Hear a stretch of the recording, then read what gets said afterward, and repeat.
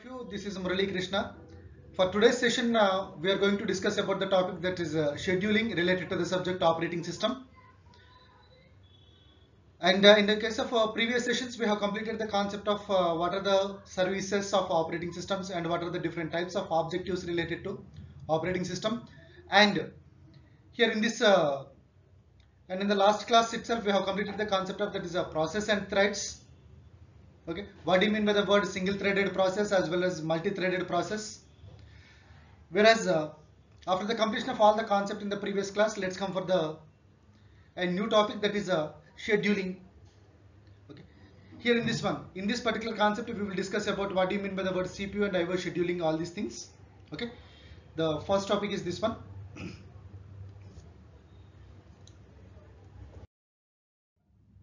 Here in the case of CPU scheduling, the topics are what do you mean by the word scheduling and what are the different types of criteria or what are the different types of concepts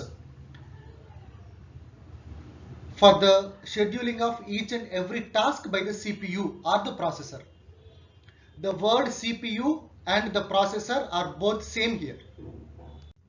Here the topics related to the CPU scheduling are what are the different types of criteria to be followed, and after that what are the different types of scheduling algorithms, what we have learned in the case of in our academics itself. But in the case of academics, whatever the algorithms we have learned, the same topics we will get, but in the case of different processes there, within a short time how to cover all these topics. And the next one is a multiple processor scheduling, and then real-time scheduling, thread scheduling. What are the different types of examples related to the operating systems, and what do you mean by the word Java thread scheduling? After that, for the scheduling algorithms, how to make the complete concept related to that's algorithm evaluation. How to evaluate that particular scheduling algorithm. I will take the one example for that algorithm evaluation, and I will explain that complete concept. After the completion of all these concepts, we will come across one more concept, that is a deadlock. Okay, the same concept, CPU scheduling as well as a deadlock, both the concepts we will cover in this session. Okay. Here, the scheduling concepts are, the word scheduling refers to the concept of how much time the processor takes, when the processor takes, why the concept of processor should take or consider only that particular process to execute. Here the scheduling refers to the concept of why the processor should consider that particular process to execute and when it will going to consider. Next, based on what concept that process should be considered by the CPU. All these things are completely comes under your scheduling concepts. Why it has to consider only that particular process, how much time it will take, okay, when it will going to consider. Okay, all these things are completely comes under your scheduling concepts. How to schedule a particular task or set of tasks. Based on what concepts? Suppose three types of processes are there, or three types of tasks are there, T1, T2, T3. In which manner the processor will going to consider, in the sequential manner or in the random manner, based on what criteria? No doubt all the three tasks will going to be executed by the processor, no doubt in that. But in what manner the processor will going to consider these three tasks? That's the concept of your scheduling concept. Whether in the case of sequential manner, or in the case of random manner, or in the case of second one at first, or in the case of third one at first. Okay, like this, in what manner the processor will going to execute all the existing tasks. That itself is the concept of your scheduling. Okay, the what type of concept that processor will going to consider while scheduling all the existing tasks. Those are, first one is a multi-programming, jobs, user, process, burst cycle, and preemptive scheduling. Here in the case of multi-programming, the concept of number of programs will going to execute. Based on that number of programs, all the processor wants to execute, no doubt. Based on that particular concept, based on the number of existing programs or the tasks, which one will going to be considered by the processor at first. Okay, for that it is having some more criteria is there, some other criteria is there. Okay, that we will come across by the next slide. Okay, next, jobs are the task or the process. I already told you that at the previous session itself. Job or the task or the process. These three words are completely related to each other.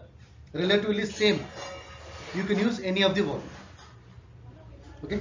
Here in the case of user means user itself is the concept of yourself or maybe myself. The external person or the external resource or the external criteria which will going to assign some task to the processor. External resource or the external person or maybe something, whatever it is, other than the system, for that particular system or the processor who will going to assign some task, that will going to be considered as a user. Next, whatever the task or whatever the job we are going to assign for the processor, that will comes under your process. Next, here CPU IO burst cycle. Here burst cycle refers to the concept of, from the concept of considering the process of execution to its completion and the moment how much time it will going to take to provide the output to the user. That complete concept is comes under your burst cycle. Complete concept. IO burst cycle, burst time we can call this one. Okay, for the first task, it is taking processor will going to consider the first task. For the first task to execute, what type of input it has to consider. For that execution, what type of, after completion of execution, what type of output it has to produce. Okay, next, from the concept of consideration of that particular task to producing the output, how much time it is taking, that will completely concept of your burst cycle or the execution time. Here burst time or the execution time. Here the burst cycle means whatever the same concept, same criteria for the task 1 to consider the process is taking. Task 1 ni consider cheyadaniki process A concept అయితే consider చేసిందో the same concept can be applied for the second task as well as third task as well as fourth task. Okay, thus the burst cycle, it's completely continuous. Okay, next, here in the case of preemptive cycle, an interrupt causes currently running process to give the CPU as well as replace any other processor. If at all any concept, due to some internal problems, if at all any internal problem has occurred, by replacing here by replacing the first process, suppose let us consider for the first task to execute, it is taking 10 seconds of time. Immediately after the completion of first 5 seconds, it has got some problems, let us consider. Okay, but from the 6th second onwards, it is getting some problem. So half of the execution was over. Next, by keeping that particular process, after completion of half of the process, that one aside, then కొద్దిసేపు పక్కకు పెట్టేసి automatically among that particular first process, in place of the first process, the new process will going to be replaced. Okay, so that's an interrupt will going to occur by the occurrence of any interrupt, or due to some internal problems or due to some external problems, whatever it is. If at all any process execution was stopped suddenly, at that time that particular process will going to be replaced by a new process. This one is the completely concept of scheduling concepts. What are the different types of concepts we have to consider as far as our scheduling concept is concerned? Okay, ఏ type of words కానీ, ఏ type of concepts కానీ, scheduling అన్న concept అంటూ వస్తే ఏ type of words we are going to completely come across throughout the topic from starting to ending, that will comes under your scheduling concepts. The first one is a multi-programming, jobs, user, process, burst cycle, and preemptive scheduling. Okay, this one. Next, see here, in the case of scheduling, the scheduler selects among the processor in memory that are ready to execute and allocates the CPU to one of them. Here total 4 to 5 tasks are there. We have total 4 to 5 tasks. Here these 4 to 5 tasks are completely arranged in a particular queue. After arranging all these tasks in a particular queue, then one after another we are giving the each and every task to processor, one after another one. Among these, one after another also, among all the 5 tasks, P1, P2, P3, P4, P5, we are arranging all these in a queue format. That means P1 is ready to execute.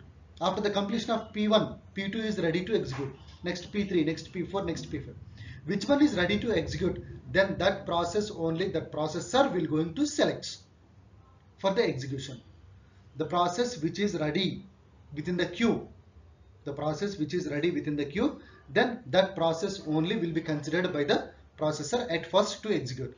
Here, CPU scheduling decisions may take place when the CPU or the processor both are relatively same only. CPU or the processor will going to take the process. In what situations? Okay. Decisions may take place when it is running out of this state, when it is running to ready state, when it is waiting to ready, or terminates. Among these 4 situations only, any one of these 4 situations, the CPU will going to take some decisions as far as our process is concerned. Okay. When it is running to waiting state లోకి వెళ్ళటానికి రెడీగా ఉంది అంటే, in that particular place it has to replace a new process. When it is running to ready state, which means that that particular process is ready to execute, that type of process will be considered by the processor at first. That is, next, waiting to ready, after the completion of the previous one. After the completion of the previous process, the next process is coming into the queue. Next, the moment after the completion of process execution, automatically it will be terminated. Okay. So the processor will going to take some decisions related to any of the process when the processor is existing in any one of these particular 4 situations. Switches from running to waiting state, switches from running to ready state, switches from waiting to ready state, and then termination. Okay. Among these 4 situations, when a process is existing, based on these situations only related to our process, the CPU will going to take some decisions. Okay. This one is the concept of when the processor will going to take consider the process at first. Next, processor will going to take decisions in what type of situations. These are the 4 situations. Okay. Next, the previous concept is completely related to the concept of scheduler, whereas this slide is completely related to concept of your dispatcher. Here, the dispatcher module gives the control of the CPU to the process selected by the short-term scheduler. This particular short-term scheduler is the concept, the processor which is having the less execution time, that we can call as a short-term scheduler. Automatically, the processor will going to arrange considers all the processes which is having the concept of short-term scheduling at first. In general, this short-term scheduler is the concept which involves switching context, user mode, and exactly what's the location of that particular process. Okay. Suppose total 5 processes are there. Among that 5 processes, P3 is having the concept of let us consider you arranged all the concepts in the sequential manner, all the processor P1, P2, P3, P4, P5. Processor knows the information that P3 is having the less execution time. Automatically, from that particular queue, by avoiding P1 as well as P2, P3 will going to be considered by the processor. That's the concept of your jumping into the proper location of the user program. Okay, so that's the concept of your dispatcher. Next, here dispatch latency is the concept of latency refers to the concept of what we can call interruption time related to the processor. Interruption time related to the processor is completely comes under your latency. Even after the execution of the process, let us consider process execution was completed. Even after the completion of execution also, processor is taking some time to dispatch the output or to display the output or to produce the output. Okay. Stop one process and start another running. Even to produce the concept of output related to the process P1 to consider the process P2. Whatever the time gap is there, interruption time, whatever the time gap is there, even though execution time is completed, to produce the output. Next, after producing the output, to consider the next process, whatever the time gap is there, the time gap can be considered as a dispatch latency. After dispatching only, it has to go for the new concept. Whatever the delay is occurred in between those two concepts, that will comes under your dispatch latency. For any processor, the dispatch latency is completely existing in the milliseconds or the microseconds only, even not more than the case of seconds itself, not more than the concept of your it will never consider the concept of dispatch latency as seconds. Only it will take the either milliseconds or the microseconds. As much as fast only it will consider. Okay, it won't give any chance to you to calculate the dispatch latency even in the case of seconds also. That much of fastness that systems will going to work, and within the less time, milliseconds or the microseconds itself, it will going to consider the new process. That's the concept of your dispatcher. Here the scheduler as well as dispatcher. Dispatcher is completely the concept of processor only. Okay, processor itself is the concept of your dispatcher. Next, what type of criteria to be followed for the performance of scheduling, for the performance evaluation criteria related to any of the processor. Okay, even how it is going to perform, what type of algorithms it will going to consider, how much time it is taking to execute for each and every process. Okay, so how much is the input, how much is the capacity of the processor to consider as a minimum input or the maximum input. Okay, what is the service time, what is the execution time, what is the response time, so all these things. So these are the different types of criteria we have. This one we can call as a scheduling criteria. Okay, based on what concepts we will going to come across, we will going to what we can call evaluate the performance of that particular processor. These are the concepts. Let's come for the first one, that's the utilization, throughput, service time, queuing time, residence time, response time, think time. These are the concepts. This one is the concept of your scheduling criteria. Here in the case of this utilization, among the existing number of processors, how much is the utilization, up to what extent we are using the complete system resources, up to what extent we are using the complete system resources is completely comes under your the concept of utilization. Suppose let us consider the concept of taking the printer itself. Total 10 systems are there, only one printer is there, only one printer. Next one, 10 systems are there. See here, from the 10 systems, the first system wants to take the printout, second one, third one, up to 10th system also wants to take the printout.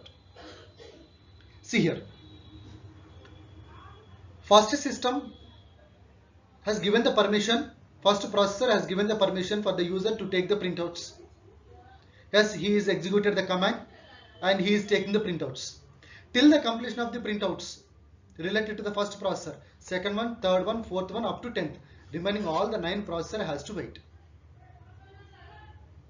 Okay, so this one is the concept. That means here in this case, in this particular example, only one printer, and 10 systems of situation, systems utilization or the resource utilization is very less. Why means they are taking the more time for their execution, for their process to, or for their command to execute. That command is nothing but the concept of taking the printouts.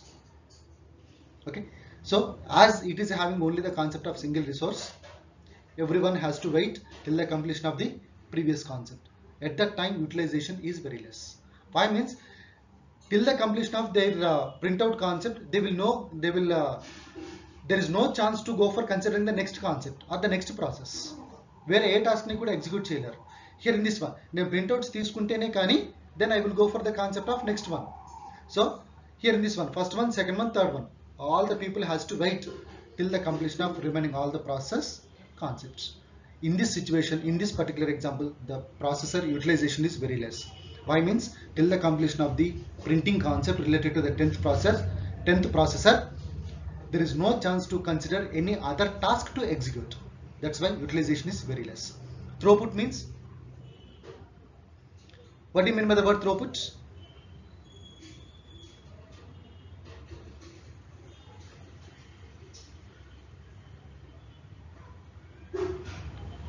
Throughput means what? Here the throughput means a maximum input. Up to what extent we can give the input, we can give the task, we can give the process, we can assign the number of jobs to the system. Suppose at most 10 jobs that particular system will going to consider. At most 10 jobs will going to consider by the system at a time. Let us consider. Now 11th job I am assigning to that particular system. Will it consider? Why means there is no chance to consider the 11th job. Why means the system's capacity is only 10 processes to execute, or the 10 tasks to execute at a time, or the 10 jobs. Okay, that's the maximum inputs. 1 it will consider, 2 it will consider, up to 9 it will consider, up to 10th job also it will consider. Why means its maximum input is only 10 jobs. Suppose if you are giving the one more job as 11th one or the 12th one, the system will never going to consider. That's a maximum input, how much the user can be allocated to the system. That's the jobs per second. Okay. Next, service time. The time required by the device to handle a particular request. Suppose I have from my system I have given the concept of taking the concept of printouts. Let us consider. From our processor to the printer, from our processor to the printer, how much time the printer will going to take to execute that particular print command given by the processor. Processor ఇచ్చినటువంటి print command ని తీసుకోవడానికి how much time the printer will going to take. That's the concept of your service time. Okay. Next, queuing time. Queuing time refers to the concept of, I already told you that 10 systems are there. 10 systems are arranged in the queue to use that particular resource, that's the printer. Okay. How much time related to the second printer, second system? How much is the queuing time for the third one, fourth one, fifth one, sixth one, up to 10th? Okay. Queue lo arrange చేస్తున్నాము. After arranging all these systems in the queue, what is the queuing time related to the concept of your printer? Okay, 10 seconds it has to wait. For the 10th system to take the printout, 10 seconds it has to wait. The queuing time for the 10th system is 10 seconds. Suppose, let us consider 5 seconds the 9th system has to wait to use the particular resource as printer. Printer and resource ni use cheyadaniki 9th system 5 seconds wait cheyali. Okay, 5 seconds queue lo undali. Then the queuing time of 9th system is 5 seconds. Okay, so that's the concept. Next one, residence time. Residence time is the concept of both the calculations of addition of 2 times, that is the service time plus queue time. Queuing time plus service. How much time it is waiting in the queue, and after that for the execution of that particular command, how much time it is taking. 9th system 5 seconds. 9th system is completely waiting about 5 seconds. Next, immediately after 5 seconds, how much time it is taking to execute the print command from the 9th system to the printer. Let us consider 2 seconds of time. 5 plus 2, totally residence time is 7 seconds of time. Next, after the completion of job, how much is the response time to produce that particular output on your screen? How much time it is taking? Next, think time. The time spent by the user for the interactive system to figure out the next request. Suppose here in this one, suppose 10 printouts are there. 10 printouts to complete 10 seconds of time. Among these 10 seconds of time, what's the next request? What's the next task I have to execute by using this particular process? That's the thinking time. What I will going to think about this within this 10 seconds of time. Okay, printing 10 seconds of time complete అయిపోయే లోపు what I will going to think, okay, related to the next job to execute. That will completely comes under your think time. Okay, these are the criteria to be criteria which we are going to come across, which we have to follow for the performance evaluation related to of the any processor. Okay, this one is the concept of your criteria to be followed. Next, here in this one, this graph related to the concept of your two concepts are there. First one is a x-axis burst time x-axis. Next one frequency. Okay, here in the case of this particular frequency is related to the concept of number of instructions. How many number of instructions that particular processor will going to consider per every millisecond of time. Per every millisecond of time. Each and every slot related to the concept of total 8 seconds of slot. First one is a 0 to 8, 8 to 16, 16 to 24. Per every 8 milliseconds of time, how much number of instructions, how many number of instructions will going to be considered by the CPU. Okay, this one is the concept of your how the time quantum will going to be considered in the case of burst time, that's a milliseconds, and frequency related to the concept of how many number of instructions. Okay. Here is the scheduling algorithm, the first one which we know already, that's a CPU scheduling. The first one is the scheduling algorithms. First one, first come first serve, first in first out, also we can call this one as the same concept, first in first out or the FCFS, both are same only. Here this one is a simple fair, and as far as performance is concerned, it's a very poor when compared with the remaining all the scheduling algorithms. Average queuing time is also completely long in this one. Why? Means all the processor has to wait. See here, P1, P2, P3, P4, P5. P1 is taking the 100 seconds of time. Okay, P5 is taking only 1 second of time to execute. P1 execution time is 100 seconds. P5 execution time is 1 second. P1 and P5. Here in this one, for the 1 second of execution related to the P5, it has to wait for 100 seconds of time. More than 100 seconds or 110 seconds of time it has to wait. For the single, only 1 second of execution. Okay, so that's why its queuing time is more long when compared with the remaining all the algorithms. Okay, here what are the average queuing time, how the response, how the residence times we are going to be considered for each and every scenario, how to average all the queuing and residence times in order to this particular process to execute all these, how to arrange all the processes in queue. Okay, this one here is a simple process only, simple process as well as a fair process. When compared with the remaining all the scheduling algorithms, it is taking long time, long queuing time, moreover very poor performance. Due to the reason that long queuing time, very poor performance, this FCFS will going to consist of. Okay, this one is the example for the FCFS. And scheduling algorithms, it's a most important topic. Definitely you will get a single question, where there is a chance to get at least one question from this particular scheduling topic as far as your OS is concerned. Here in this one is the example for your FCFS concept. That's our first in first out scheduling algorithm. Here is a process, 4 processes are there. Their arrival times 0, 1, 2, 3. Their service times are 8, 4, 9, 5. Arrival times, and in your textbook, in some of the textbooks directly instead of service time, they have given that concept of burst time. Burst time or the service time, both are same only. Here in this one, P1, P2, P3, P4. All these are arranged in a sequential manner only. First execution was P1, second execution P2, third one as well as fourth one. Okay. Here in this one, P1 is no need to wait.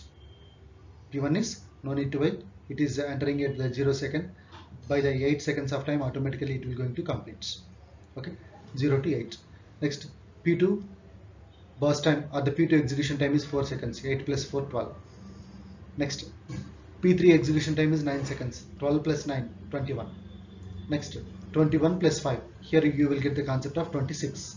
So total time, the processor takes the total 26 seconds of time to execute all these 4 processes. Okay.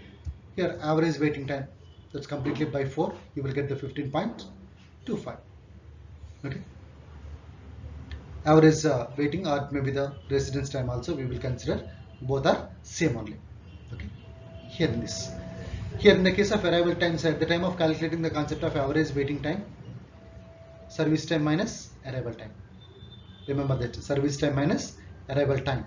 8 minus 0, 12 minus 1, 21 minus 2, this one, 21 minus 2, next 26 minus this one, arrival time is 3.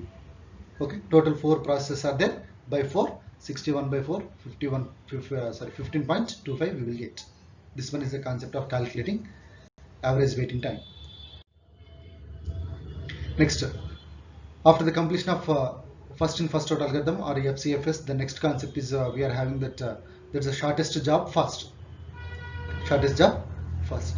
Here in the case of this one, even though we have arranged in any of the formats, but we have to make the queue related to all the process. All the process we have to arrange all that in a queue itself, but the processor will consider from that queue the process which is having the less execution time only. The process which is having the less execution time, then that process only will be considered by the CPU at first. Here, optimal for minimizing the queuing time. Okay. Here no need to wait much more time within the queue for any of the process is concerned. That's the shortest job first. Here impossible to implement. Here not the concept of impossible to implement, but based on the priority, then the shortest job first. Here the processor will going to allocate the priority to that particular process. Based on the priorities only, then the shortest job first. Based on the priority only, the processor will going to execute. Then the shortest job first. Priority is having the more preference. Okay, priority algorithm is having the more preference. Here in this tries to predict the process schedule based on the previous history. Okay, here based on the previous history of the type previous history related to all the process, it will consider the process to execute. Predicting the time the processor will use on its next schedule. Okay, if by the next schedule what type of process we have to consider, the process which is having the less execution time. Okay, and then what the next concept, what the process P1, P2, P3, P4 among all the existing 4 processor which is having the less execution time. In that previous concept, that P2 is having the less execution time. Instead of P1 to consider, P2 will be executed at first. Okay, here in this one, the process which is having the less execution time, that will be executed at first. Okay, and then secondly, what we can call second list, third list, fourth list, like this. Okay, so this one is the formula to calculate the average waiting time related to all the process as far as our shortest job first SJF algorithm is concerned. T of n plus 1 equal to W into T of n plus 1 minus W into T of n. Here T of n plus 1 refers to the concept of time of next burst. This is the time of current burst. T of n, current execution time cycle. Next T of n plus 1. N refers to the concept of current process execution time. T of n related to the concept of current process execution time. Next n plus 1 means by the next process. Capital T of n, average of all the process execution time. Next W is a weighting factor emphasizing current or previous bus. Okay, so this one is the concept of, by using this particular formula we are going to calculate the average waiting time by using the formula SJF, and the terms related to that average waiting time to calculate in this formula, each and every terms description is like this. Okay, next preemptive algorithm. Here in the case of preemptive algorithm, higher priority, the process when a higher priority is ready to execute. The process which is having the higher priority, then automatically that process will going to be entered into the concept of your ready state. A process kaite first higher priority is existing, then that particular process will going to be entered into the concept of your ready state. The moment when the process is in the ready state, automatically the processor will consider that process to execute. Okay, here can be applied this algorithm can be applied both the shortest job first as well as the priority scheduling algorithms also based on the priority only. It's avoid the hogging of the CPU. That means here in this one, based on the interest of CPU only, which is having the higher priority only, the CPU is considering all these processors which are arranged in the queue by the user. As the interest of processor only it is considering, there is no concept of getting the interrupts. There is no concept of getting any internal fluctuations or any internal problems or maybe any external problems. Okay, that's a hogging of CPU. Here, on time sharing machines, this type of scheme because of the concept of protected runway, low priority process. Okay. Next, give the jobs with the highest priority that will be executed at first, from highest priority to lowest priority. Okay. Minimum priority, normal priority, as well as higher priority. Three concepts are there. One is considering three different types of what we can call primitives will going to be executed by the processor for the concept of assigning. Three primitives will going to be executed by the processor for the concept of executing processes or for the concept of assigning priorities. Based on the priority only, the processor will going to consider the process. Here, those three primitives are, first one is minimum priority, normal priority, and then maximum priority. Min priority, MIN underscore priority, NORM underscore priority, max underscore priority. These are the primitives. 1 to 10 automatically for the 10 jobs. 1 to 10 are the priorities will going to be allotted by the processor. Here in this one, 1 is considered as a minimum, 5 is considered as a normal, 10 is considered as a maximum priority. 1, 5, 10, minimum, normal, maximum. Okay. The concept which is the processor which is having the concept of higher priority, that will be considered at first, and then will be lowest, and then will be lowest, like this. Okay, this one is the concept of as the previous one only.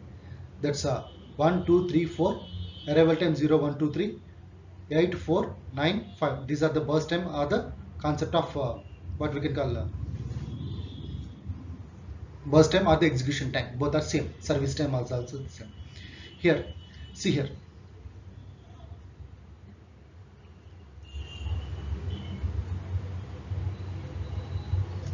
Here in the case of this one first, preemptive shortest job first. In the case of preemptive algorithms, in the case of preemptive scheduling, the concept is existing as a shortest job first only. Here in this one, shortest job first P1 will going to be executed by taking its time gap interval as 1 second. Arrival time is 1 second. Next P2 1 to 5. Next P4 5 to 10. Next again P1 total 8 seconds of time. It is having only 1 unit of time was completed. Remaining 7 seconds will be allocated, will be here. Total 8 seconds it requires. 1 second here, 7 seconds here. Okay, here in this one.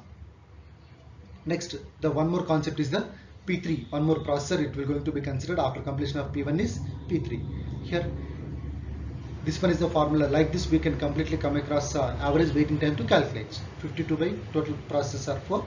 So 13 seconds are the 13 units of time, whether it may be milliseconds or it may be microseconds. 13 units of time is the concept of your average waiting time. Next one, priority based scheduling. Here in the case of this priority based scheduling, as I already told you that minimum priority, normal priority, maximum priority. Here in the case of this particular concept, higher priority process will going to be executed at first, and then next, and then at finally lowest priority.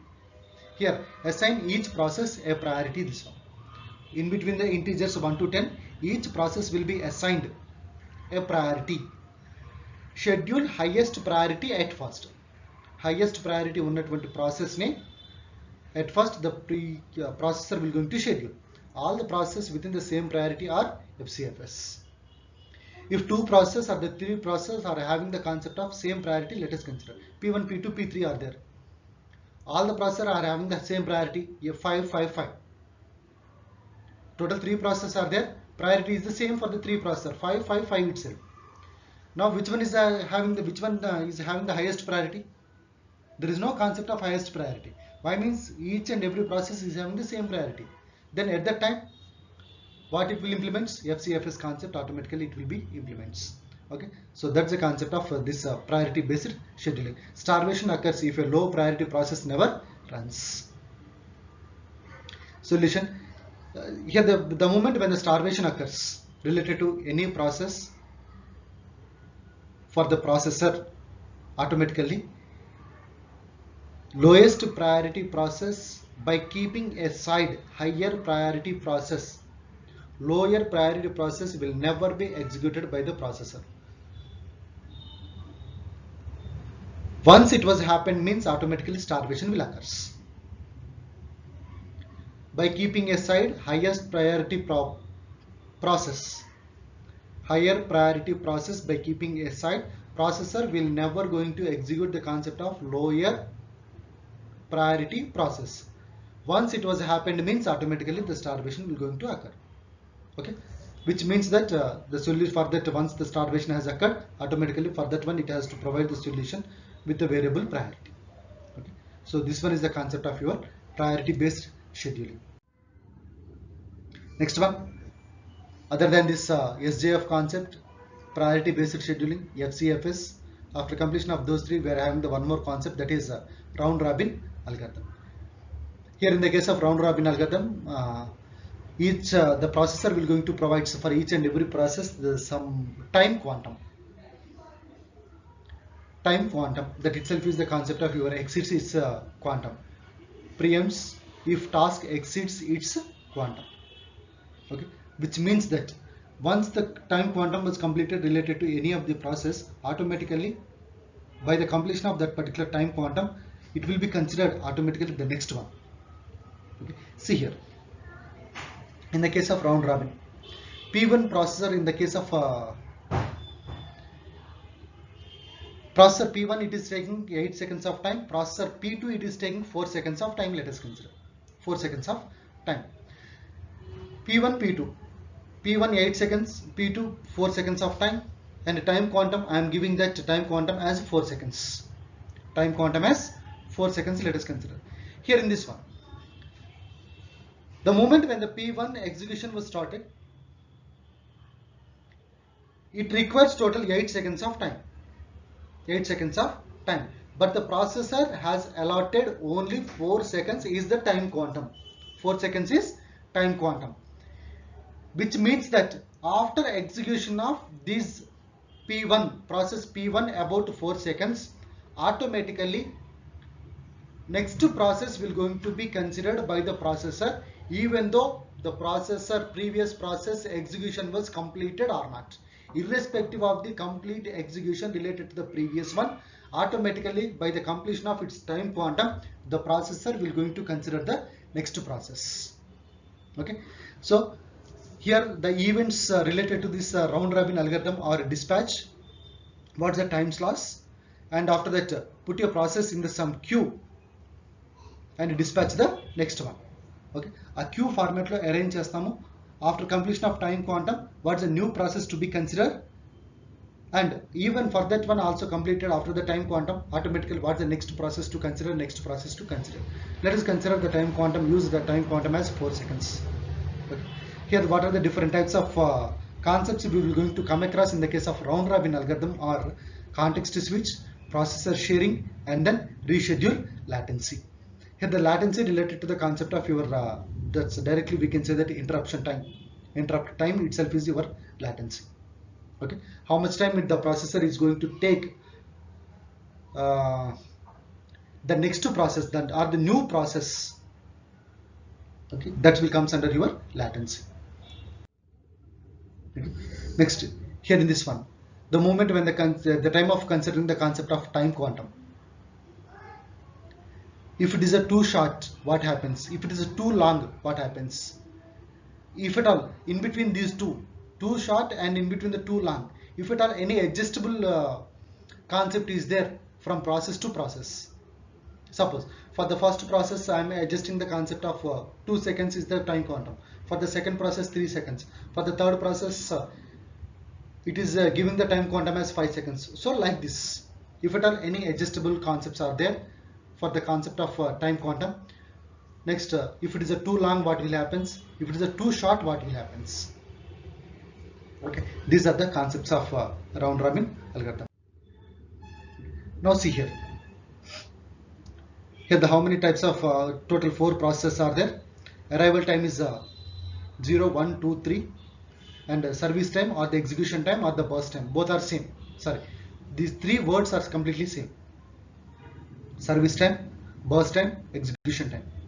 These 3 words are completely relatively same. For the P1 to execute 8 seconds, for the P2 to execute 4 seconds, for the P3 to execute 9 seconds, for the P4 to execute 5 seconds of time. Here now the time quantum is only 4 seconds. See here in this one, for the P1 to execute it requires only 8 seconds of time. Now the time quantum is only 4. After executing the 4 seconds automatically, that means that 50% of the job execution was done by the processor related to the process P1. Half of the execution time complete అయిపోతుందండి. Half of the execution, 50% of execution complete అయిపోతుంది in between 0 to 4 seconds. Next, again the processor has to allot one more 4 seconds of time for the process P1 to complete its execution.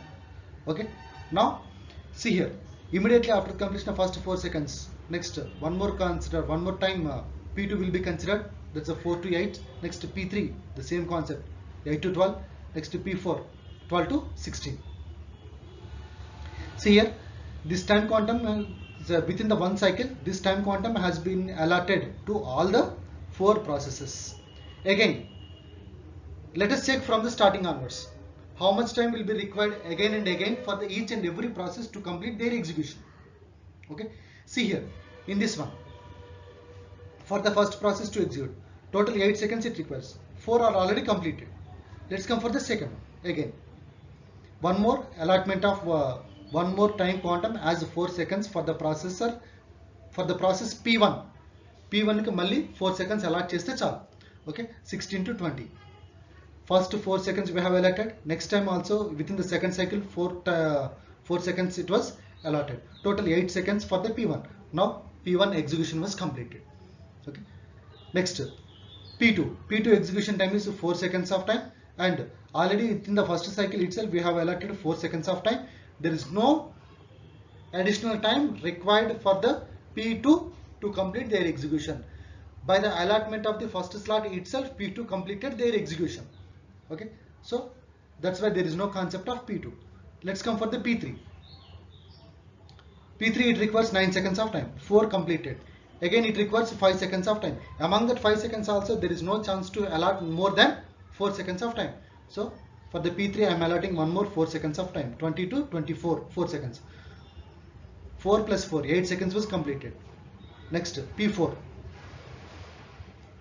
Here in this one, for the P4 12 to 16, 4 seconds of time was completed, and remaining is only 1 second of time. 24 to 25, only 1 second was allotting, 1 second of time is enough. Next here in this one, P3. Again P3, 4 plus 4, 8 seconds was completed. Again P3 wants one more unit of time, one more second of time to execute. Again that one more second will be considered here, that's a 25 to 26. Like this, it's a cyclic process. After the completion of that particular time quantum related to one cycle of all the processes, about one cycle of all the processes, by the next cycle also automatically it will be, the time quantum will be repeated automatically. Okay, that's the concept of your round robin scheduling algorithm. The same concept of considering the calculating the average waiting time. This one. Here is the concept of CPU scheduling algorithms, multi-level queues. If at all it is having the multi-level queues. Multi-level queues means P1, P2, P3, P4, P5, all the 5 processes we have arranged only the single queue itself. That after arranging the concept of single queue, that's depends on the processor priority or the SJF, whatever may be the concept of processor. whatever the algorithm depends on that particular algorithm, this processor will going to consider all the existing processes within the within the single queue. If the queues are existing in the multiple level, what happens? Within the number of levels, all the queues are existing. Processes arrange చేసేటువంటి అన్ని queues కూడా level by level exist అయితే what the concept. Here each queue has its own scheduling algorithm. First queue may arranges first queue execution of all the processes related to the first queue may be FCFS. Second queue may takes the concept of SJF. Third queue may takes the concept of what we can call that is round robin. Third one priority algorithm. So like this, each and every queue may takes their own type of algorithms to execute. Okay, there is no condition that all the levels, all the queues has to execute by considering the single algorithm. Based on the single algorithm, all the process, all the queues has to execute. There is no condition like that. Each and every queue may have the concept of different algorithms. Okay, that's each queue has its own scheduling algorithm to implement feedback to move between the queues. Suppose let us consider first one is first queue 5 process. First queue was implemented the concept of FCFS algorithm. Average waiting time, after calculating the average waiting time, let us consider by the first queue after implementation of FCFS, it is taking more time, more average waiting time is there. That means it will going to suggest for the second queue that don't try to go for using the concept of FCFS. Why? Means its average waiting time is too high, so for that concept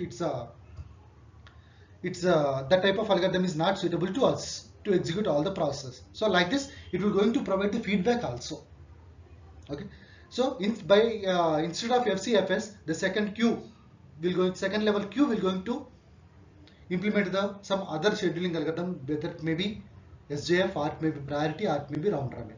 So like this, immediately the next level queue will going to take the feedback from the first level or the previous level of queue.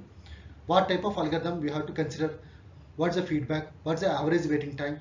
If it is the average waiting time is too short, automatically the same algorithm will going to be considered by the next level. If the average waiting time is more, at that time automatically the next type of algorithm will going to be considered by the processor. So that's one. Okay, for example, whether it is a process will going to be interactive or the batch or the forward or the unforward process, what are the different types of criteria are there, depends upon the scheduling algorithms. The next concept is multiple processor scheduling and real-time scheduling. Here the two types of real-time schedulings are there. First one is the hard real-time and the soft real-time.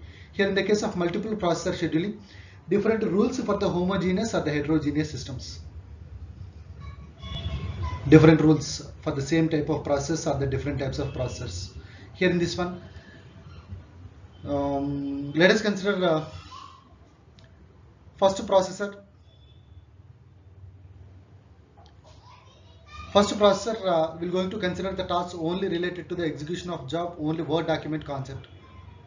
Second processor is executing the concept of only Excel sheets.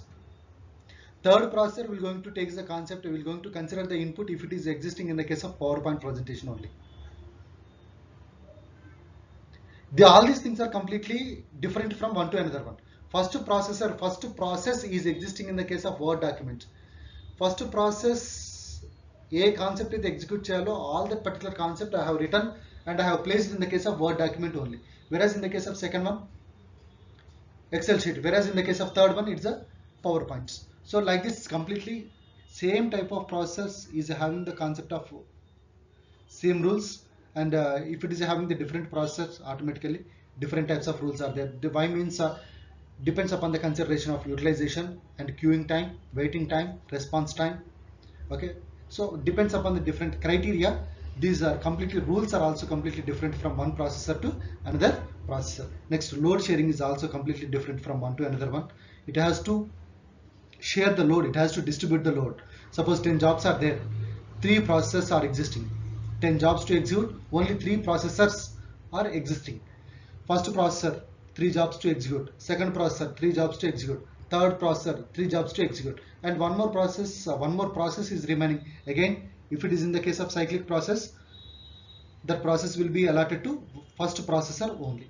So like this, how to share the load, how to distribute the existing load among all the processes. Okay, so that's one is the concept of multiple processor scheduling, and real-time processor scheduling is comes under both that's a hardware as well as a hard real-time and soft real-time systems. Next one here is a time sharing algorithm as well as a real-time, two different types of algorithms, time sharing and real-time algorithms. Here in the case of time sharing algorithm, based on the complete concept of prioritized credit based process, the most credits is scheduled next.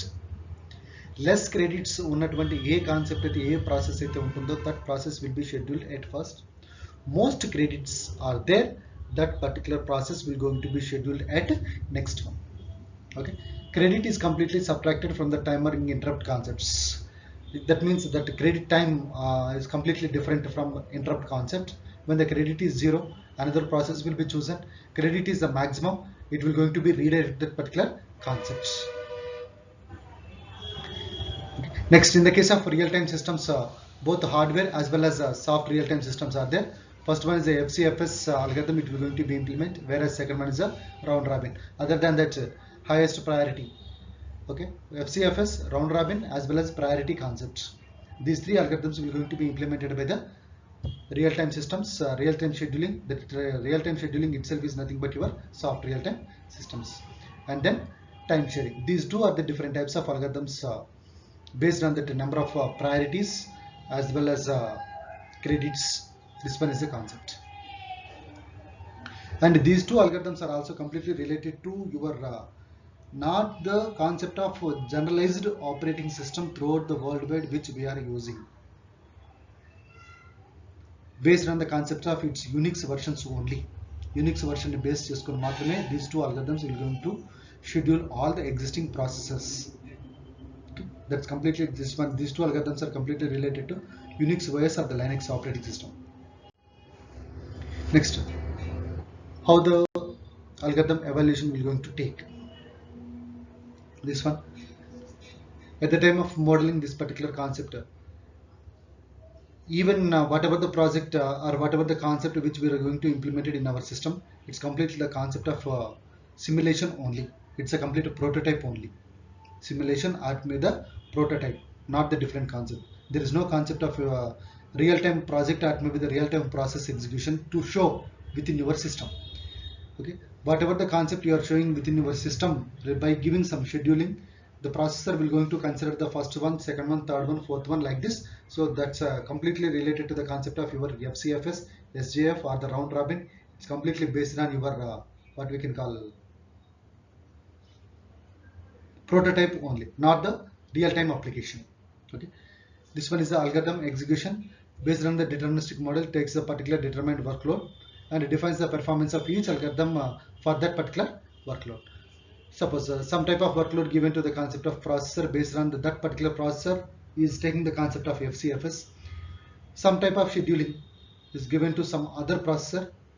That processor is executing all the concepts in the case of SJF. Next one is a round robin. Based on that, here the processor which will going to implement the concept of FCFS, we are calculating the average waiting time. For the SJF also we are calculating the average waiting time. For the round robin also we are calculating the average waiting time. For each and every concept of calculating the average waiting times,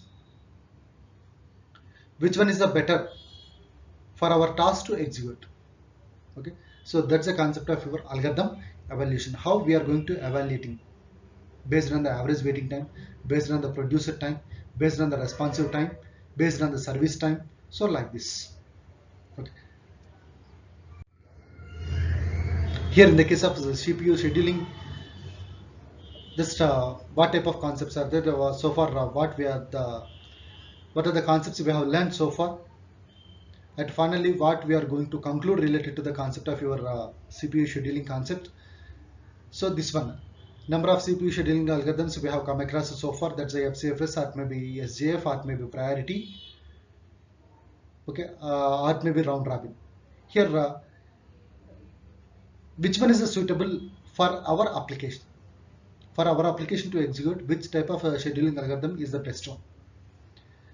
Automatically that Windows OS is a general purpose OS itself.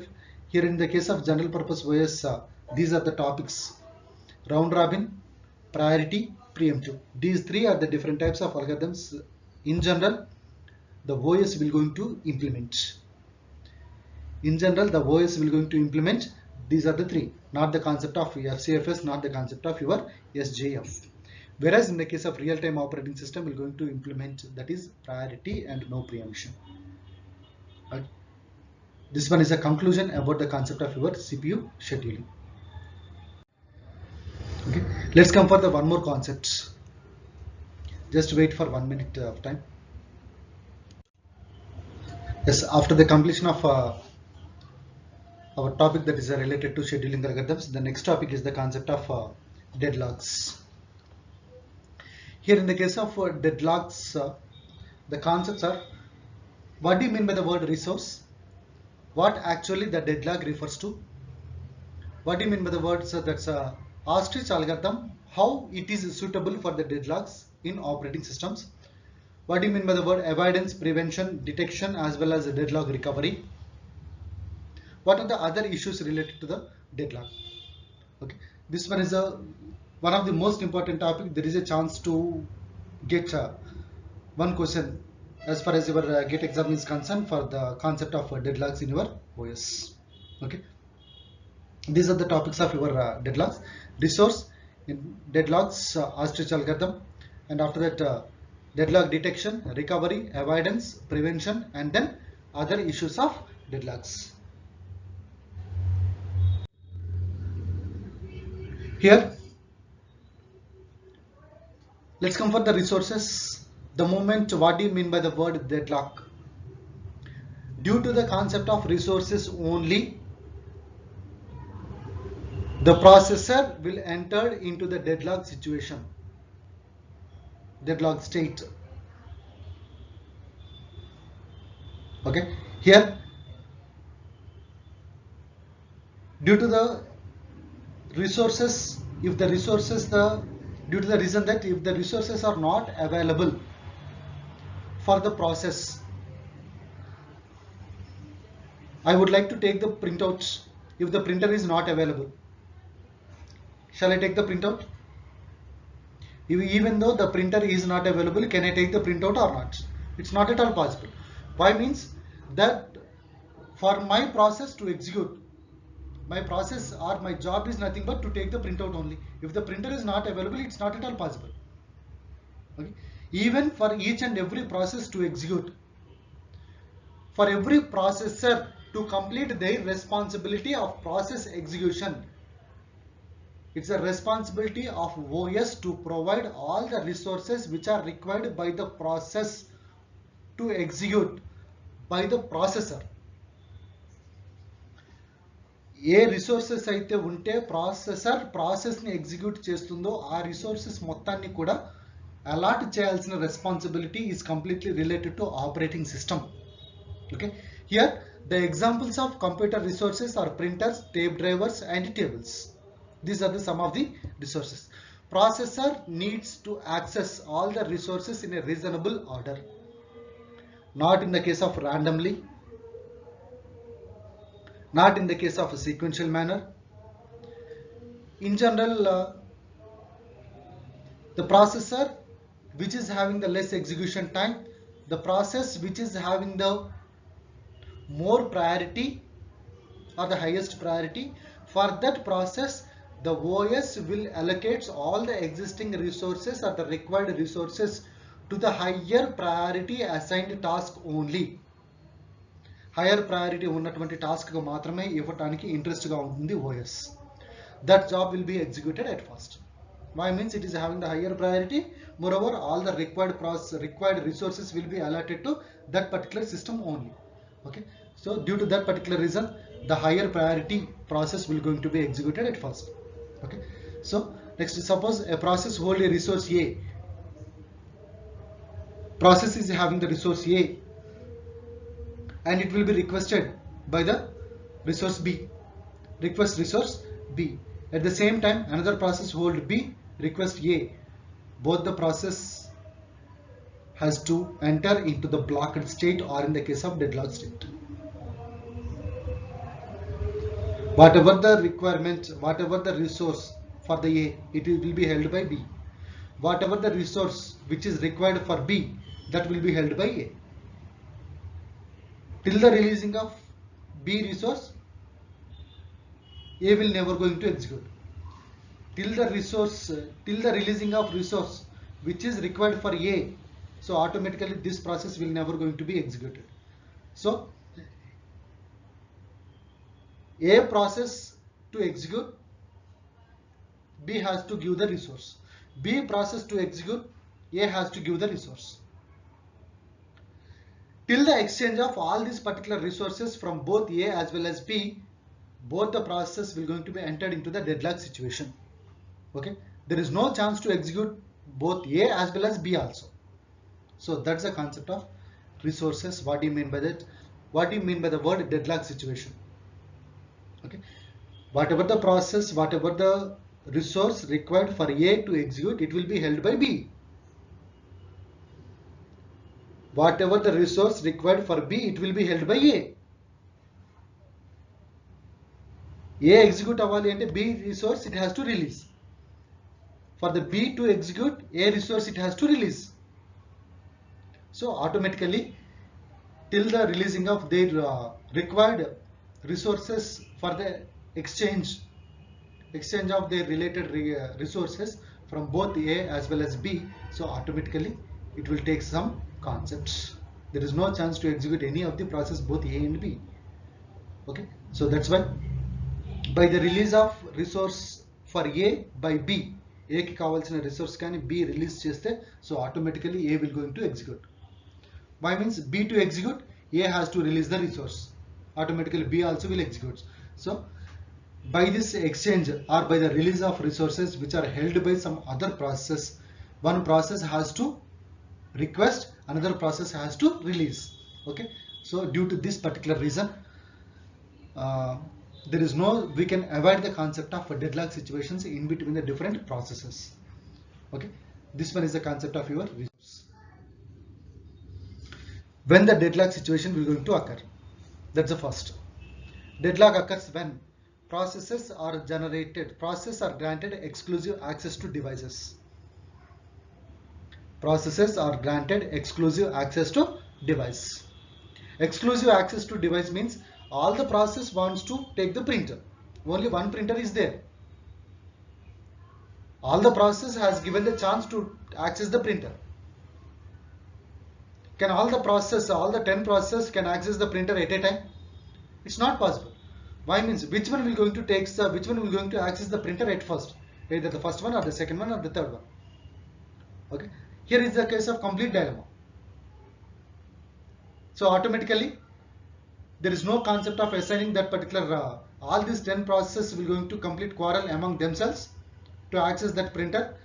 I want to access it first, I want to access it first, I want to access it first. Like this, all these processes will going to quarrel at first to access that particular printer.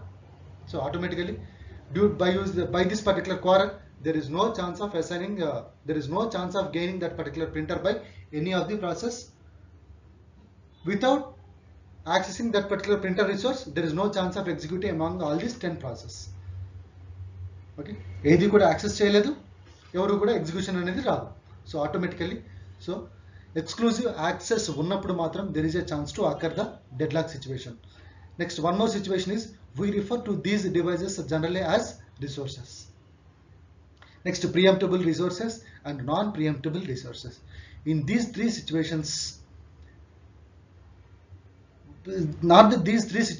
here what type of resources, when maybe due to the existence of what type of resources, there is a chance of getting the situation of deadlock. Okay, whether the preemptible or the non-preemptible or exclusive access to devices. Next, the moment when the sequence of events required to use a single resource. All the events are completely arranged in a particular sequence. Here all the events are completely requesting for the single resource at a time. Requesting the resource, use the resource and release the resource. Okay, in these three situations. Next, second one is must wait if resource is denied. Must wait if the must wait if the request is denied. Okay.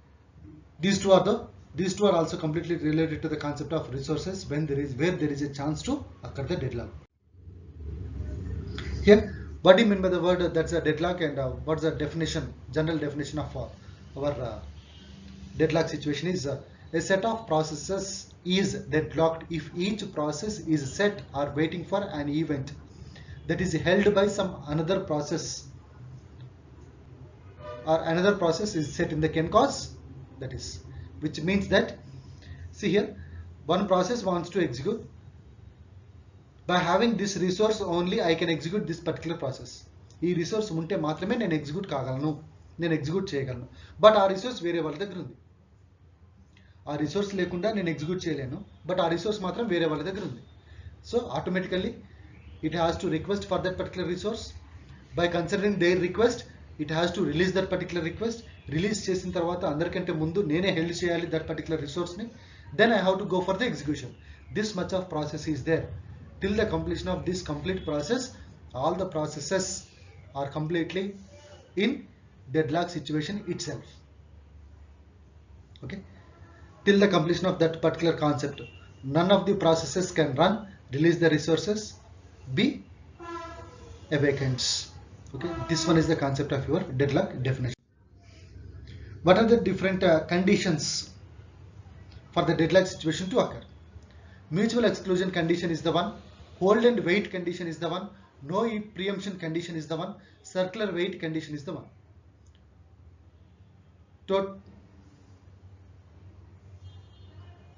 Total 4 conditions are there for the deadlock situation to occur. That first one is mutual exclusion condition. See here, P1, P2, P3, 3 processes are there. P1, P2, P3, 3 processes are there. These 3 processes, P1 to execute, that resource will be held by P2. P2 to execute, that resource will be held by P3. P3 to execute, that resource will be held by P1. Like this one is completely hold and wait condition is there. Moreover, circular wait condition is also there in that concept. P1, P2, let us consider 2 concepts. P1 to execute, P2 has to release the resource. P2 to execute, P1 has to release the condition. P1 has to release the resource. 2 process exist అవుతున్నాయండి, P1 as well as P2. P1 కావాల్సిన resource P2 దగ్గర ఉంది, P2 కావాల్సిన resource P1 దగ్గర ఉంది. ఏ ఒక్కరు ఏ resource ని release చేయకపోయినా ఇద్దరు కూడా డెడ్లాక్ సిచ్యువేషన్ లోనే ఉంటారు. P1 కావాల్సింది P2 దగ్గర ఉంది, P2 కావాల్సింది P1 దగ్గర ఉంది. సో మ్యూచువల్ గా ఎక్స్క్లూజన్ జరగాలి, మ్యూచువల్ ఎక్స్చేంజ్ అనేది జరగాలి. ఓకే, సో మ్యూచువల్ ఎక్స్చేంజ్ జరిగిన తర్వాత కూడా which process has to go for execution at first.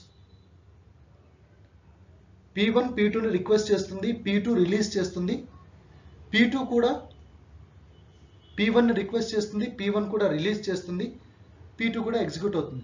కానీ వీళ్ళిద్దరిలో కూడా ఎగ్జిక్యూట్ అవ్వాల్సిన వాళ్ళు ఎవరు? First. That is next hold and wait. P1 కావాల్సిన రిసోర్స్ P2 దగ్గర ఉండటం. Next P2, the process P2 has to wait for more amount of time for its releasing that resource which is required for the P1. Okay, P1 కి కావాల్సిన resource P2 దగ్గర ఉంది, P2 మాత్రం what we can call execution state లో ఉంది. Execution state లో ఉన్నప్పుడు ఆ P1 కి కావాల్సిన రిసోర్స్ ని P2 రిలీజ్ చేయలేదు.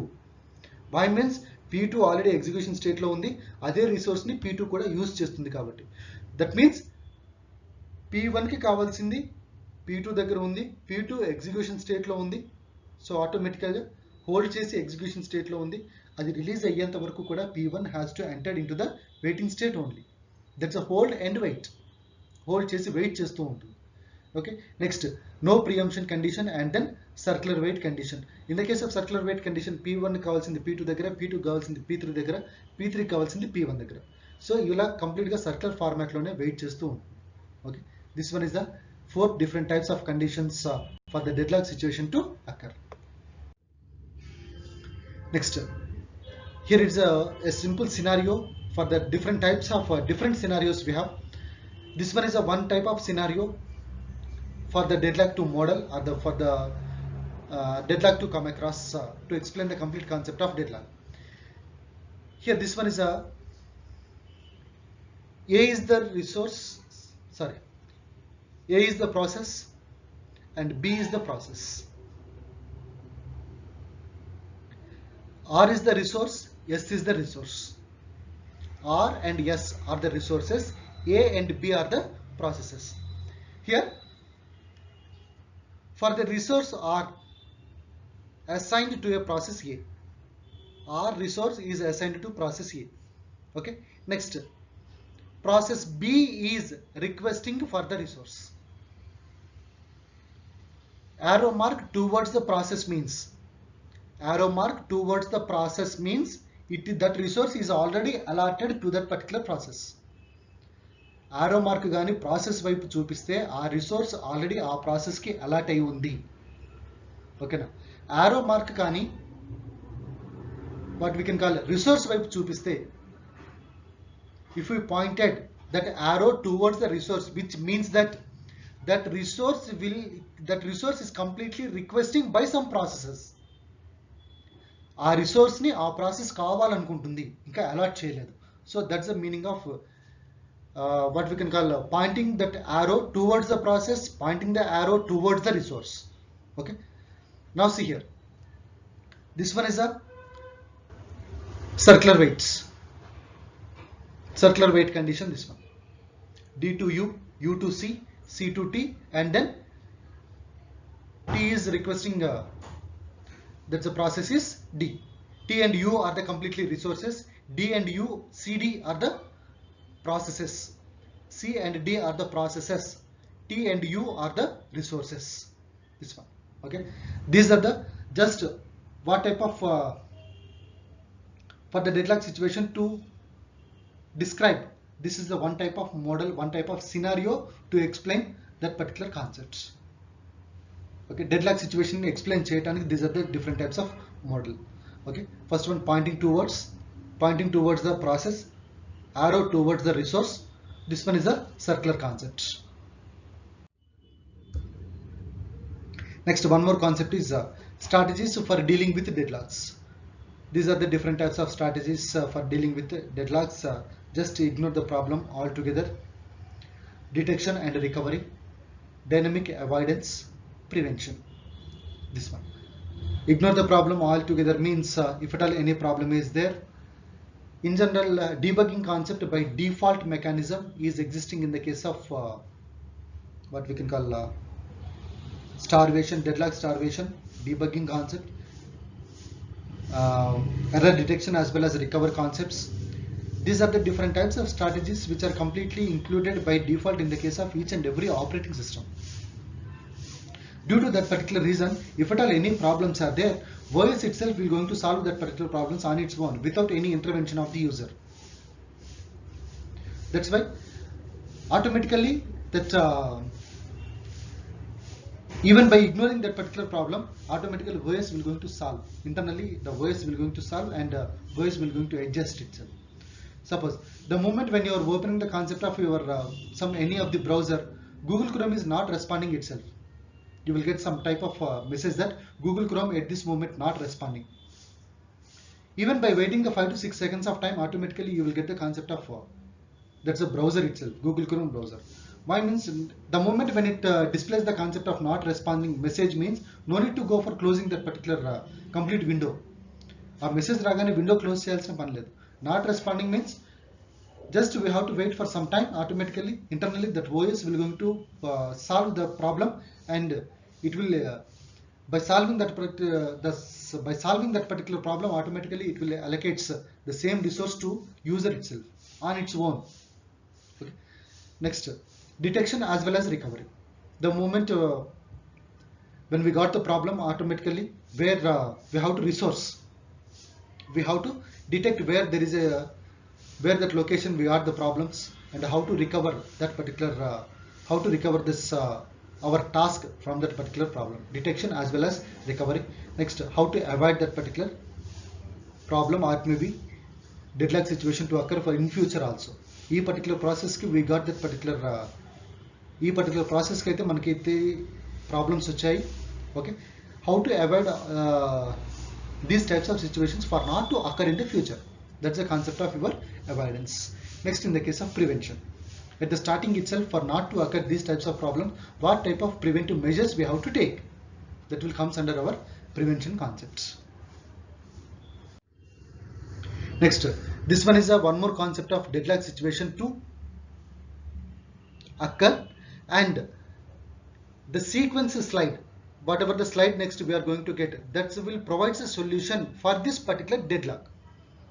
Deadlock occur అవ్వటానికి ఇది ఒక టైప్ ఆఫ్ సిచ్యువేషన్ అండి. ఇది ఒక this model consist of completely deadlock it self. Okay, ఇలా ఈ సిచ్యువేషన్ లో డెడ్లాక్ అక్కర్ అయితే what type of solution will be given by the next slide I will going to explain.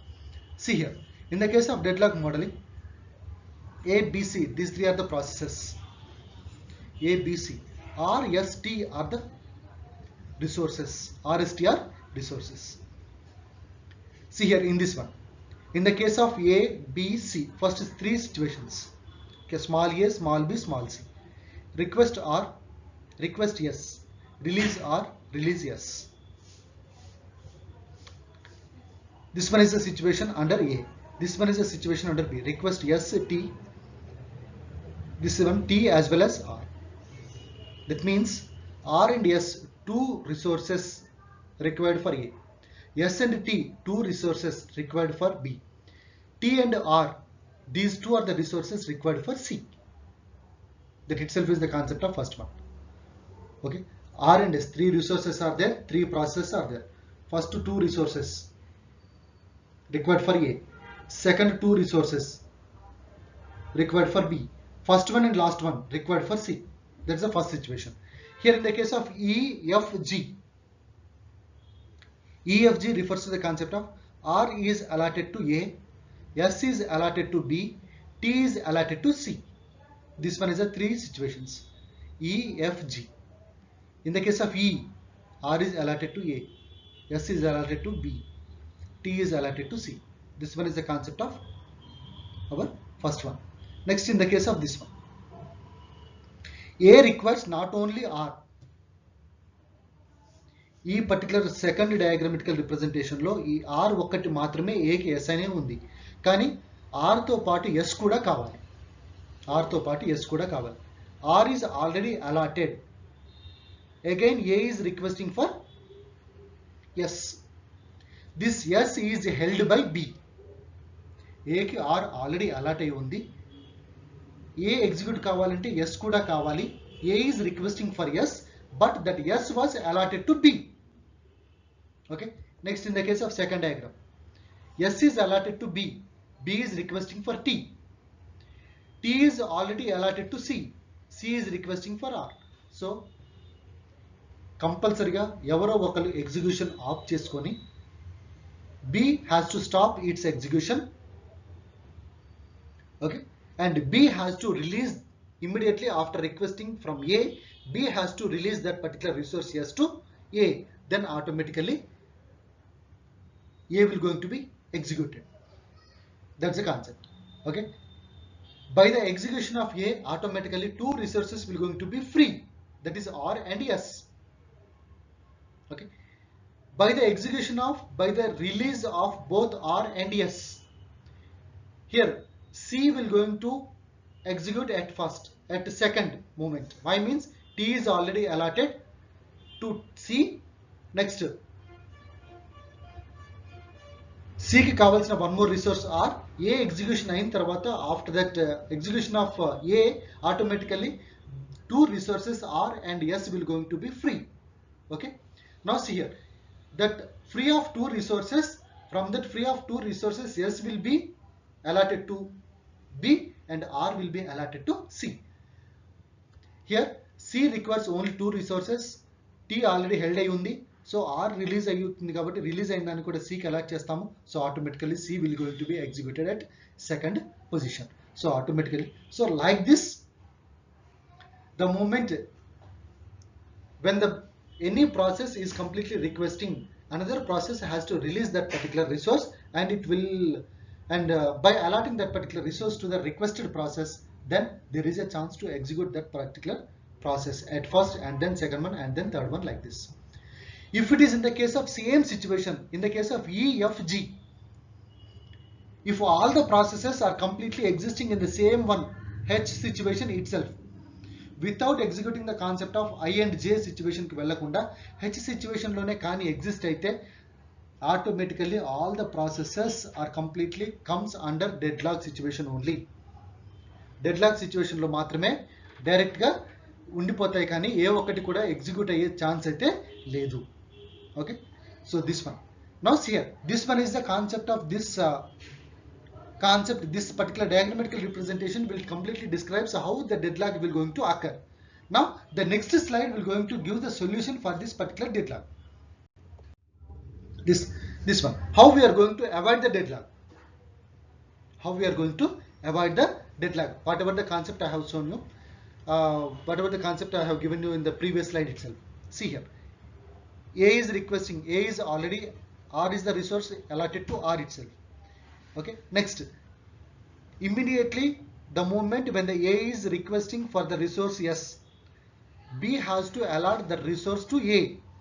A resource, A process request చేయగానే B కున్న S ని A కి allot చేస్తే automatic గా A ఎగ్జిక్యూట్ అయిపోతుంది. Why means A కి కావాల్సిన resources రెండే. ఓకేనా, very good. Next, A execute అయిన వెంటనే రిసోర్స్ ఫ్రీ అయ్యేటువంటి రిసోర్సెస్ రెండు, R as well as S, R as well as S. Next, let's come for the concept of C. సికి ఆల్రెడీ అలాట్ అయి ఉన్న రిసోర్స్ టీ. ఏ resource సికి ఇస్తే ఆటోమేటిక్గా ఎగ్జిక్యూట్ అయ్యే ఛాన్స్ ఉంది. ఫ్రీ అవుతున్న రెండు రిసోర్సెస్లో ఆర్ని కానీ అలాట్ చేస్తే సి ఎగ్జిక్యూట్ అయ్యే ఛాన్స్ ఉంది. నెక్స్ట్ వన్, సో ఆటోమేటిక్గా R resource will be allotted to C automatically. The next, A, first execution was A, second execution was C, third execution was B. So automatically 3 processes will going to complete their executions one after another. Same situation లోనే ఉంటే మాత్రం execute అవ్వదు. So ఈ విధంగా చేస్తే మాత్రం ఈ particular situation లో డెడ్లాక్ ని అవాయిడ్ చేయడానికి వీలుంటుంది. So that will comes under your concept of deadlock. How the deadlock will going to occur in the case of previous one, how the deadlock will going to avoid in the case of this particular concept of this slide. Okay, now for the deadlock to implement, for the deadlock to avoid, the one more concept is there, that's one algorithm is there. That algorithm is named as ostrich algorithm. That this algorithm is reasonable if deadlock occur very rarely. రేర్గా అక్కర్ అయ్యే situation మాత్రం exist అయితేనే దీని cost of prevention is very high. This one is very suitable for the both Unix versions as well as Windows versions. Moreover, it's a trade off between convenience and correctness. Trade off means, trade off objects means whatever the concept which are going to be considered as outdated one, by taking the concept of outdated, what we are going to develop in future. If the objects are useful to develop the future concept, if that objects are completely taken from the concept of outdated one, then that type of objects is comes under your trade-off objects. Okay, this type of algorithm is also, that's nothing but a trade-off between both convenience as well as correctness. If there is a chance to correct by using this particular algorithm, if there is a chance to recover, then we will go for this one, or depends upon the convenience, but not for the frequent use of this particular algorithm to avoid the deadlock. Frequently use chestanu ante matram this one is not a suitable one for the deadlock. Okay, next, deadlock with one resource of each type. Only one resource matrame exist avutundi. That resource will be held by another one. A is the situation, A is the one type of situation to occur, B is the one type of situation. Note that resource ownership and request a cycle can be found within the graph like this. Okay, situations, deadlock situations manam detect cheyadaniki A type of chances unnai. A is the one type of situation to detect the deadlock, which means that directly we can say that by seeing this particular diagram, by seeing this particular graph, directly we can say that a deadlock situation is occurred in this one. We can easily detect the deadlock situation, whereas in the case of B situation is also deadlock situation. If both are completely, this one may be first B is the situation of deadlock circular weight condition, whereas this one is the concept of your mutual exclusion condition. So A condition based cheskoni deadlock situation is also occurring, directly we can say that. Okay. By using this particular slide, what I would like to say is these two A and B situations, A and B diagrammatical representations are having the concept of deadlock. Directly we can detect. Okay. Here in the case of one more concept, that's the data structures needed by the deadlock detection algorithm. Resources are there, the existing resources, available resources. Resources which are existing already, that's a E1, E2, E3 and so on, EM. Resources available are A1, A2, A3 and so on, AM. This is a current allocation matrices, row wise as well as column wise. We can arrange all these concepts. Current allocation matrix. This current allocation matrix can be done by using the concept of existence and request. How many are available? Depends upon the request. Row 1 as well as row 2. Next, here in this one, current allocation matrix as well as the request matrix of type. How many are the request? Existence resources are 4, 2, 3, 1. Let us consider. Available resources are 2, 1, 0, 0. First, related to the E concept. E is nothing but existing resources. A is nothing but concept of available resources. 4, 2, 3, 1 related to the concept of 4 tape drivers are there, 2 plotters are there, 3 scanners are there, 1 CD-ROM is there. This one, tape drivers, plotters, scanners, CD-ROMs. Depends on this particular concept. What's the request matrix? What's the current allocation? Allocate చేస్తున్నాను, allot చేశాను already. వీటితో పాటు నాకు ఇవి కావాలి, resources, request. If it is having the 0. If it is having the 0 means, well, with that 0 I cannot execute any of the concept. So how many types of requests, how many resources I require? How many resources I require to execute this particular process? 2 resources I require. Requesting for 2. Okay. Currently allocated in unnai, requesting 80. Okay. This one is the concept of your particular current allocation matrix as well as request matrix. Okay. How we are completely come across of recovery from deadlock situation. This recovery through preemption, recovery through rollback in 2 situations. Preemption concept by using that and rollback also. In these 2 situations, we will recovery from deadlock situations. In the case of preemption, it will take the resources from some other process. Depends on the nature of the resources. Okay. It's that resources compulsory means automatically that will be allotted by some other process. Depends upon the nature means, even though that depends upon the nature means, if that resource is completely optional, then no need to go for requesting. At the time of you are fulfilling some filling some of the application forms also, your mobile number may be optional. That means either by entering, either by not entering your mobile number also, I can complete my application format. The same concept. Whether it is a compulsory resource or optional resource. If it is a compulsory resource means automatically that will be allotted by some other process. If it is optional resource means without allotment also I can go further. That will come under your preemption. Next, by killing the processes or by avoiding that particular process. Okay, or by breaking that particular deadlock situation. That means how to recover from that particular deadlock. I require some resource. That resource will be held by some other process.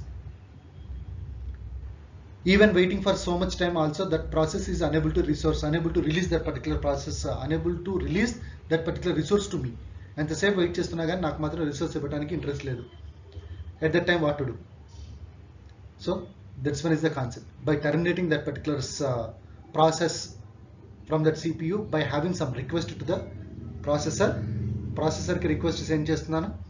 By killing that particular process, by terminating that particular process, so automatically terminate చేశాను అంటే ఆటోమేటిక్గా ఆ request నా దగ్గరకు వచ్చేస్తుంది. Sorry, ఆ resource నాకు allot అవుతుంది, so that I can execute myself. So like this, by killing that particular process. Next, here this one is a situation which will come across both safe as well as unsafe states. Okay, this one A, B, C, D, E, three different types of situations are there. How many are free in the case of A? Free. B, free in the case of C, free in the case of D, free in the case of E situations. In the case of this matrix format, 3 by 3 matrix format, that is A, B, C are the processes. A has 3 resources. A has 3 resources. It requires maximum of 9 resources to execute. ఏ దగ్గర ఎన్ని resources ఉన్నాయి అంటే 3 resources, but ఎన్ని కావాలి అంటే మాత్రం 9 కావాలి maximum. కానీ ఫ్రీ ఎన్ని ఉన్నాయి అంటే 3 మాత్రమే ఉన్నాయి. 3 మాత్రమే ఫ్రీ ఉన్నాయి. సో ఈ 3 ఫ్రీ రిసోర్సెస్ని బేస్ చేసుకొని ఏకి అలాట్ చేస్తే ఎగ్జిక్యూట్ అయ్యే ఛాన్స్ లేదు, బి ఎగ్జిక్యూట్ అయ్యే ఛాన్స్ ఉంది, సి ఎగ్జిక్యూట్ అయ్యే ఛాన్స్ లేదు. సో సేఫ్ స్టేట్స్ ఏమేంటి, సేఫ్ సిచ్యువేషన్స్, సేఫ్ ప్రాసెసెస్ ఏమేంటి దీంట్లో. Okay, that's based on this one also.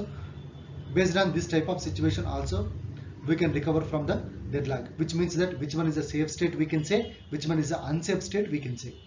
This one is a demonstration that the state is in which type of state, with the safe state or the unsafe state. Process A unsafe state, 3 ఉన్నాయి, 9 1 more 6 కావాలి. 6 allot చేయగలమా? చేయలేము, కానీ 3 మాత్రమే allot చేయగలం. 3 allot చేసినా కానీ మొత్తం రిసోర్సెస్ 6 అవుతాయి, కావాల్సింది 9. So A is in unsafe state. B safe state. See here, B requires only 2, free 3 ఉన్నాయి, 2 అలాట్ చేయొచ్చు. సో ఆటోమేటిక్గా B ఎగ్జిక్యూట్ అవుతుంది. B is in the safe state. So like this one is the complete concept of execution, complete concept of saying that which state is in safe state, which process is in the unsafe state. This the same concept, safe and unsafe state. Second one,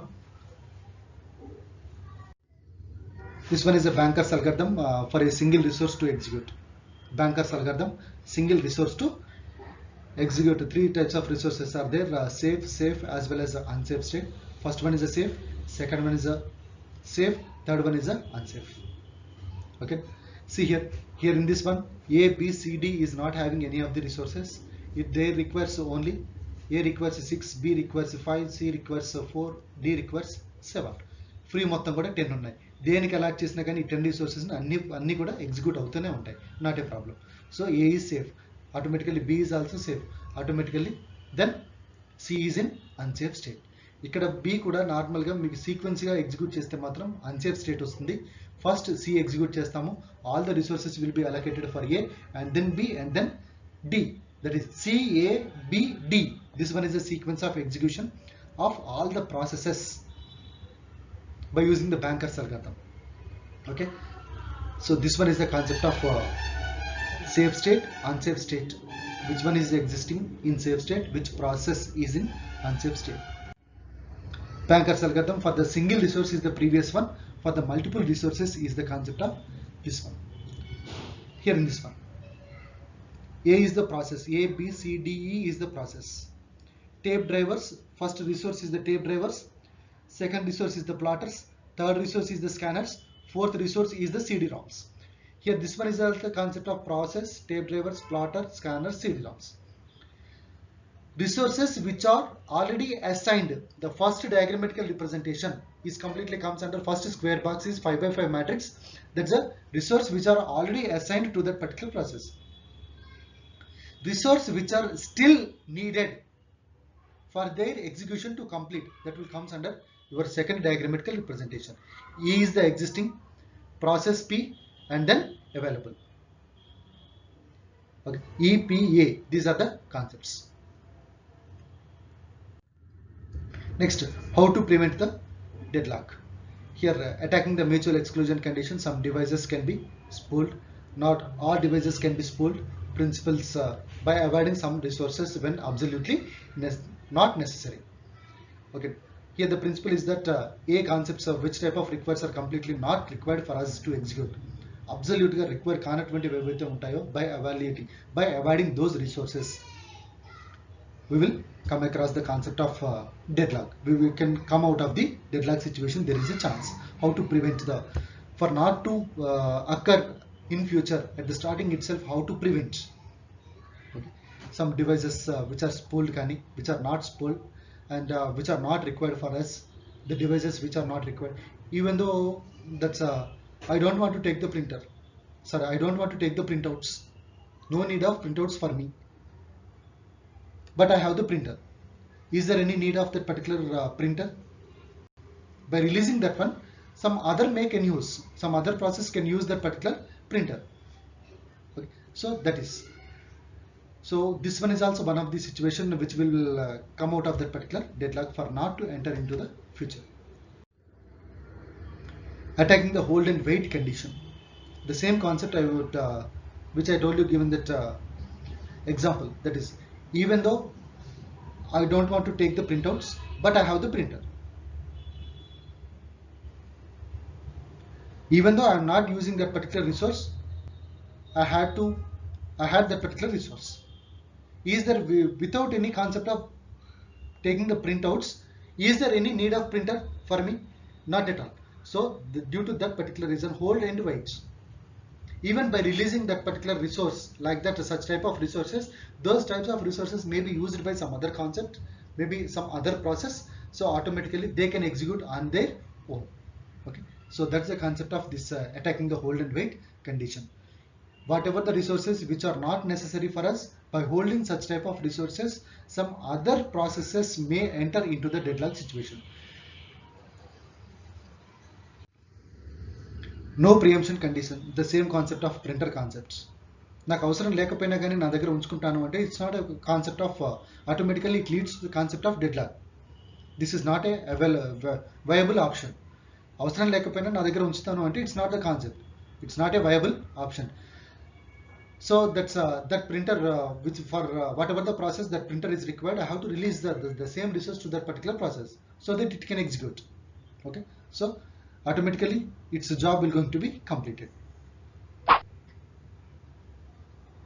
Next, no preemption condition, the same concept. Here a circular wait condition. Whatever the concept is there, the resource for A and B are the process, I and J are resources. A and B are process, I and J are resources. Normally ordered resources only. Ordered means there is no concept of priority. First A will execute and then B will execute. Next, resource graph will be allotted like this. We can draw the resource graph as like this. Here the resources are image setter, scanner, plotter, tape drive, CD-ROM. Okay. The first all the 5 resources by allotting to A, then A will going to execute. Or all the 5 resources by allotting to B, then B will going to execute. Okay. Now see here, 3 are allotted to A, 2 are allotted to B. First 3 are allotted to A, remaining 2 are allotted to B. There is no chance of execution for the both A as well as B. Okay. Due to that particular reason, either A has to request for B for the resources, or B has to request for A for the remaining resources. And then by having this type of cooperation, or by having this type of mutual exchange, each and every process can execute, and moreover there is no chance of there is no chance of occurring the deadlock, so that we can avoid the deadlock. And these are the conditions for the deadlock to occur. For each and every condition, the moment at the time of getting the deadlock situation, what type of approach we have to follow to overcome this particular deadlock. Okay, for the mutual exclusion, spool everything. For the hold and wait, request all the resources initially. No preemption, take resources away. Circular wait, order resources numerically. So these are that for these types of conditions, these are the approaches, so that we can avoid deadlock situations. Some other issues means this one is a two-phase locking, shrinking phase as well as a locking phase. Two-phase locking, some other issues by this type of locking also. For some other issues, two-phase locking also, we can overcome the deadlock situation from other process. That means by allotting all the required resources for a particular process, we are throwing that particular process into the critical region for their execution. Once the process is under the critical section means no other process enter into that particular critical section once it is there. So automatically we can, due to that situation also, we can avoid the deadlock. Once execute outundi ante there is no other process is not getting any chance to enter into the region. Okay, so like this also we can avoid the deadlock. Those two phases are, first one is a shrinking phase, second one is a growing phase. Shrinking and growing phases. By the combination of those two phases we can say that one as a two-phase locking. And non-resources deadlocks. Here in the case of non-resources deadlocks, even though some of the resources are not existing physically, sometimes due to that type of resources also there is a chance of getting the deadlock situation. Possible if processes, if two processes to deadlock can happen with the semaphores. Yes, here even though that particular physically that particular resources are not existing, there is a chance of existing, there is a chance of occurring the concept of deadlock. Physical ga exist kaakapoyina gaani vaati valla avi availability lo lekapayina gaani వాటికి process కి ఆ resources ని allot చేయలేకపోయినా కానీ there is a chance of occurring the deadlock. And this one is the concept of our starvation. Starvation కానీ occur అయితే, starvation is the one of the concept of algorithmic situation which will allocate the requested resources for the process. Requested resources for the process. Okay, this one is the algorithm to allocate a particular resource, whatever the resources requested by some other process, multiple short jobs to execute. Here the, if at all any algorithmic situations, what type of rules and regulations to be followed, steps to be followed means, for that type of solution starvation kani occur aithe what type of solution to be followed means either the first come first serve policy. By having that particular implementation of that FCFS policy is enough, more and more enough to overcome the starvation process. By having these types of rules and regulations are enough for the FCFS to follow to overcome the starvation. These are the some of the approaches for overcoming the concept of deadlock situations, how to avoid, how to prevent, what are the different types of conditions even to occur the deadlock. Okay, next what are the different types of scheduling algorithms we have come across so far. Okay, and how to allocate the priorities to the process, how the processor will going to consider the each and every process based on what concept. So like this, each and every concept we have learned so far. CPU scheduling algorithms, what type of scheduling criteria, how to evaluate the scheduling algorithms, what do you mean by the word deadlock, what are the concepts of deadlock situations. Okay, this one is the concept of your today's session and related to your two topics, that's the deadlock and CPU scheduling. With the one more new topics, two topics, we will meet again by the next session. Okay, thank you very much and you can log off.